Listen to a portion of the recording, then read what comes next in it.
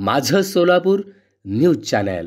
ऐन उन्हाळ्यात विहीर बोरची पाणी पातळी खोलवर गेल्यामुळे निराश न होता वाकी शिवणे येथील शेतकऱ्याने पाणी टंचाईवर मात करून टँकरमधील पाणी सायपन पद्धतीने केळीला घालून 1 एकर केळीची बाग जगवण्याची किमया साधली आहे। चालू वर्षी सांगोला तालुक्यात कमी पर्जन्यामुळे ऐन उन्हाळ्यात विहिरी बोरची पाणी पातळी खोलवर गेल्याने शेती व पिण्याच्या पाण्याची टंचाई जाणवू लागली आहे। टेंभू, म्हैसाळ, नीरा उजवा कालव्यातून उन्हाळी आवर्तनाचे पाणी सुटले असले तरी लगेचच शेतकऱ्यांच्या बांधावर पोहोचेल असे काही नाही। त्यामुळे शेतकरी टँकरने पाणी आणून फळबागा वाचवण्यासाठी धडपड करू लागले आहेत। वाकी शिवणे येथील दिगंबर होवाळ या शेतकऱ्याने 1.5 महिन्यापूर्वी 1 एकर केळीची लागवड केली। केळी लागवडीसाठी शेतीची मशागत, रोपे, खते, मजुरी असा आतापर्यंत सुमारे 80,000 रुपये खर्च झाला। केळीच्या खुटाने चांगले बाळसे धरले असताना त्यांच्या विहिरीतील पाण्याची पातळी खोलवर गेल्याने उन्हाळ्यात त्यांच्या पुढे संकट निर्माण झाले आहे। मुळातच केळीला पाणी जास्त लागते,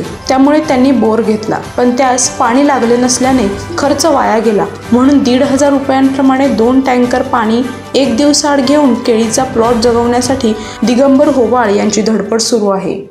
माझं सोलापूर न्यूज चॅनल लाईक करा, शेअर करा आणि सबस्क्राईब करायला विसरू नका।